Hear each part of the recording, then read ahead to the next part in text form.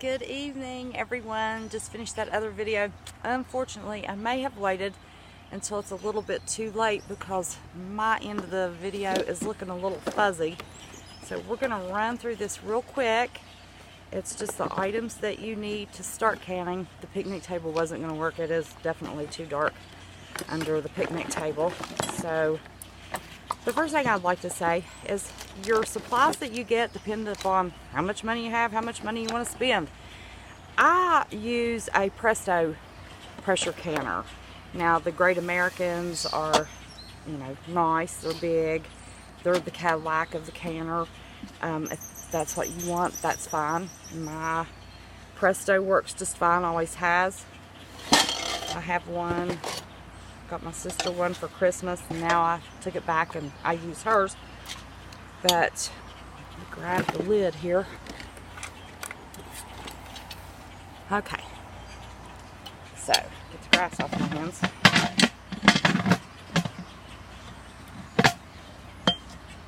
Here's my canner. Yes, and it is used. That's the weight. Okay, on the top of the canner, you have where the steam comes out when you're pressure canning. You have the vent. When this vent pops up, I wonder if I can make this pop up. When it pops up like this, it's building pressure. Then steam starts coming out of this hole, and you start timing, and you time for 10 minutes. Now, my elevation is over 3,000 feet. We have to use 15 pounds of pressure for meat for 90 minutes. That 90 minutes does not start until after the steam has escaped that hole. No time starts until steam has escaped that hole for 10 minutes. And then you have to check in your handy dandy little book that comes with your canner. You have to know what your altitude is to know how many pounds of pressure. But the weight is just magnetic, and it pulls apart. I'm not scrunching off my hand here. Pulls apart, and it weighs 5. And you put the next one on 10. That's what all of our Midwest people use, I think. And then all of our mountain people use the full 15 pounds of pressure for 90 minutes. Now, I went ahead, it didn't make any difference. You really, unless you've got asbestos hands or you want to try to fool with, you can get a glove, I guess, and lift the jars. I prefer using the jar lifter. And there's my jar with the lid. And no matter what's in them, how heavy it is, it holds it. I think if you buy this little tool by itself, it's $5 or $6, maybe more, I'm not sure. Or you can get the 6-piece canning set for about 12 bucks, and it has everything that you need. It comes with a funnel, and you use the funnel to insert anything into your jar, because your goal is to keep this as clean as possible. You don't want to have to clean on your jar for ever and a day. Now, in my kit, let's see. Remember, guys, if there's no stores, we're not going to be able to buy cans and lids. These are smallmouth and wide mouth. And, well, doggone it, I didn't pay attention. I grabbed both smallmouth jars. So I have a smallmouth quart and a smallmouth pint. I only use my smallmouth quarts for soup, chili, things that pour. I'll use it for my dry goods when I use the Sillamil on it. But the wide mouth jar for all of my meats is what I prefer, because you can tear the meat up coming, dragging it out of there. And let's see, what else do I have here in my little handy dandy kit? I have pasta papers. When you're dry canning your pasta, I have found that if you slide, or even if you can buy your pasta in these, but I have just slid the long pasta down into this sleeve and then break it in the sleeve, slide the sleeve in the jar. Now you have to be real careful with metal. You don't want to crack your jars or anything, but I will use this to slide it in, get the pasta in position, and then raise the jar, remove the spoon, and remove the sleeve, and I can get this jar full of pasta to dry. So I have a couple of those. It comes with tongs. You can use the tongs when you're dealing with the hot water for any reason. You can also use, if you're going to boil your jars for sterilization, it comes with this neat little thing to pull them out of the water for boiling sterilization. Myself, I wash my jars and I put them in my oven at 250 degrees for 30 to 40 minutes, and I sterilize that way. I do that for my dry canning, I do that for my pressure canning. And I always have Sharpies, and they're always in my box, and that's to label the top of the jar so you can put what it is and the date. And you may think, oh well, it's a glass jar, you can see what it is. Well, it's hard sometimes to look at that jar and tell the difference between tenderized steak, the steak with peppers and onions, because they cook down, and I don't know, it's just, trust me, it's hard to tell the difference in the meats. And sometimes I will use this. It comes with also the tool with the magnet when you warm to get that seal, that little seal that goes around the jar when you want it softened, to make sure that you have a seal that doesn't break. You use this little tool to get your lids and your ring. Now what I do is grab a ring with this, and then I reach down in the pot and grab the lid so I can set it on the jar. And you only want it finger tight. That's all you're doing, is finger tight. Okay. Another must for canning is vinegar. You put, I think it says a tablespoon or 2 tablespoons, I just give it a pour, in 3 quarts of water. There is a line inside the pressure canner, but if I'm going to do a double stack, now your pressure canner does come with this. It has to go in the bottom. None of your jars can touch the bottom direct heat of your pressure canner. So all pressure canners come with this, and you set it down in the pressure canner, and this is where you put your jars. Now if you're doing pints and you're going to have 2 rows of pints, you need another one, and a pressure canner only comes with 1, so you have to buy a second one, which is, the pressure canner is about $67 at Walmart, and then these extra rings, and I don't know what I pressure can that stained it, but it's stained. I filled my jar too high and the juice ran out. Trust me, you don't want to do that. But depending upon, you'll find your own little neat tricks when it comes to packing your jars. I didn't end up down here with the neat little tool, because I don't use that neat little tool a lot. This little tool right here, the end of it is scalloped, and it gives you the head space, whether it's 1/4 inch, 1/2 inch, inch. And the head space is the distance between the top of the lid and where you end your product. Cover my face up, sorry. I always leave it down here. If you start messing with this, where the ring, I lose juice, and I don't want to lose any juice out of any of my meat, so I just leave it low. But now that is plastic, and you want to always use plastics. You have to get, and I'll show you as we can things, you have to get the air out. That thing is wonderful when I'm doing loose, any kind of steak, any kind of roast beef pieces, any kind of chicken. Yeah, you can use that to push the chicken around, and it'll get the air bubbles out, and you want that for even cooking. You don't want any air in because of even cooking. but I prefer a plastic handled anything, and I also have a white spoon that I use for like my sausage and ground chuck, you know, the real densely packed meats that I'm going to can. That's what I use for those. But you always want to be very, very careful when you're dealing with your jars. You never want to crack them. Always fill every jar, even if it's new, fill it. And it will come with a ring and a lid. This isn't a ball ring and lid on this. I had bought some from the dollar store. They're not good jars. I stick with the Kerr or the ball jars.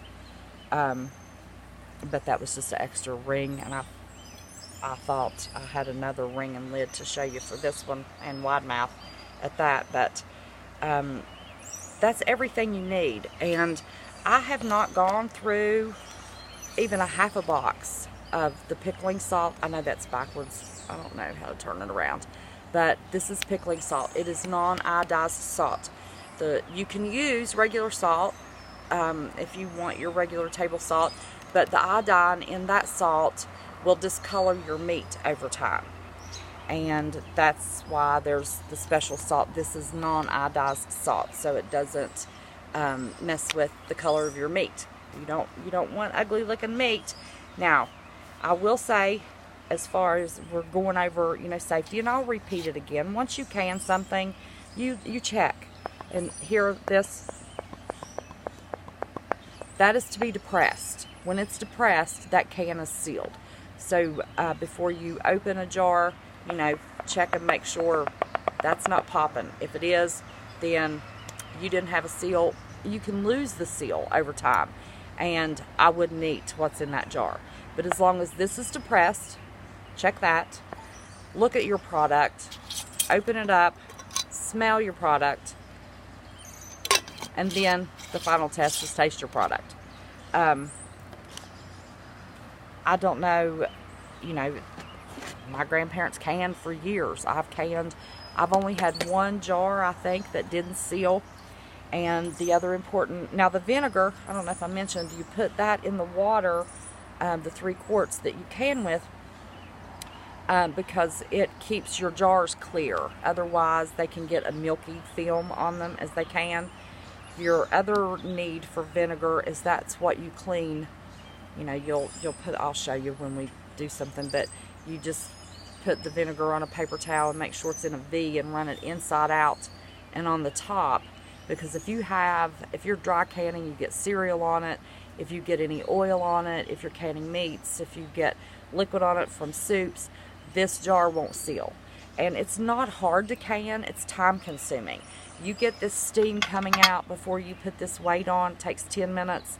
Then you process, typically 75 minutes to 90 minutes, depending upon what you're canning.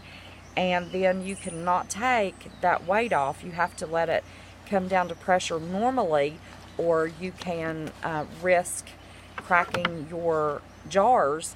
And that usually takes 30 to 40 minutes. It's just about every time for me 40 minutes. So it's not hard to can, it's time consuming. So, you know, that's a lot of work to go through to, you know, not be able to store your product. And you can store canned goods for years. I saw a YouTube video about a year ago that a guy bought some canned goods at an estate sale. And he opened everything and checked, and everything that was not acidic, and these were dated like in the 1950s, was still a good product. You cannot keep tomatoes, tomato juice, or fruits for a huge period of time. I think the longest I've really ever heard is 5 years for those kinds of things. It's just hard. If you're a big Italian eater, if you like a lot of red sauces, you're better off to order the tomato paste, or not tomato paste, tomato powder. And you can go over to the Alaska Prepper site. He has a link, and he doesn't make a lot, you know. He puts the sales. He has an Amazon storefront, and he gets a little stipend for having an Amazon storefront. But you know, you're getting what you're looking for, and this is a product he uses. So the products that he recommends and uses, and I've watched him use on his videos, that's how I order. You know, I'll order from him before just, you know, ordering straight from Amazon, because it doesn't cost any more to order from him and his store. So I would send you over there to order off of it, but you're better off to order that tomato powder than to try to, you know, unless you're, you know, just look, if you're going to rotate, if we're able to rotate, if we can grow a garden and we're able to rotate, our vegetables, you know, our meats, our vegetables, those things last for years and years and years. So, you know, we're pretty good to go with that. And you can on your gas grill. And if you're very, very careful and know what you're doing, you can over an open fire. But you have to be skilled to do that. I have never tried to can over an open fire, but you know, you can tell when you're, you can get them that has the pressure gauge. But when you set this on and the steam builds up, this rocks. And you want it at a steady rock. You know, you don't want this thing, you know, I get mine to this point, and then I back off the heat, and I'll let it jiggle steadily. But the reason I get it this fast is because I know it has that pressure. And then I start cutting the heat back until I have a regular smooth jiggle. Okay, I waited too late. It's getting too dark. These things I will go over again, you know, when we can something. I was hoping it would be this weekend. This weekend turned out not to be the way I wanted it to. So these are the things that you have to have. You know, the jars, whatever size jar you want. The pressure canner, $67 at Walmart. The pickling salt is $3 and some change. The wide mouth lids and the regular mouth lids, because you get more lids in the regular mouth. 12 lids and rings in a jar. Oh, 12 lids and rings in a jar, but I think they're a different price. I'm not real sure. This is my prepping out of my preps, because you always need jars and lids. You can't really reuse what you pressure can. You can reuse what you dry can with a food saver, but if we want to continue to can, if we have that opportunity. Oh, I saw a lightning bug.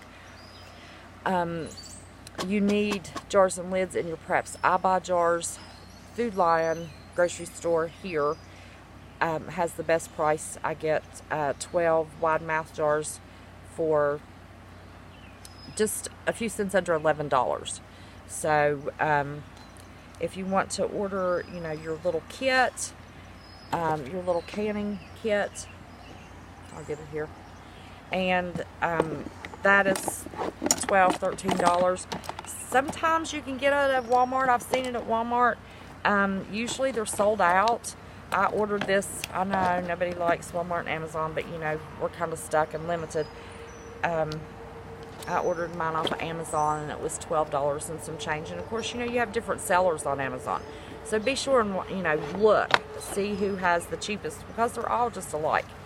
So if you want to get to ordering what you need, as I am doing these canning videos, and you're always welcome to put questions down. This was just a quick tutorial on the very minimum of what you need to can. So I hope it's been helpful, and it's getting dark on us, and I apologize for that, and I wanted to be at the table, but you will hear these things again in the canning videos. I will repeat myself, because the information I've given you is very, very important. There are people that will report, oh, you know, I ruined meat. I went and bought $200 worth of meat, and I canned it, and it's ruined, and it didn't seal. And you know, those safety tips of cleaning your jars, making sure the edges aren't cracked, not using metal. And trust me, when I do the pasta down in the jar with that long-handled spoon, I am very, very, very gentle with that, because you can use these jars for over and over for years. Why do you want to ruin it? Oh, I have a slug on me. I'm sitting in the grass so you can see the river in the background. So I'm gonna go, but if you don't have a pressure canner, I hope you get one. It's about $100 investment to start canning, and then you just start buying boxes of 12 jars at a time, and that's under $10. And any meat you buy, you know, buy one extra, put it in the freezer, you know, your sausage, your bacon, you know, whatever. Train's coming, so glad I'm going to end this video because you would not be able to hear me as this train goes down the track. Just buy one extra, put it in the freezer, and then when you get enough to fill 7-quart jars or 14-pint jars, however you want to can, how many's in your family, a pint jar will feed 2 people easily. Excuse me, and a quart jar will feed 3 adults and a child. But depending on, you know, what you're canning, the soups, definitely 3 or 4 people with a quart, and we feed 3 adults and a child with our quarts of the meat. So that's it. It's that basic. It's not difficult. It's time consuming. And I am going to can something this week. We had a situation Friday with the baby. His mama hurt him a little bit, so that totally threw everything off. Derailed my train for a day and threw me behind on what I was going to do and how I was going to do things. So I'll get something canned this week, I promise. So I'm going to sign off here before this train gets here and you can't hear a word and it's too dark and you can't see anything. So much love. God bless. Don't be afraid. Be prepared. Love ya.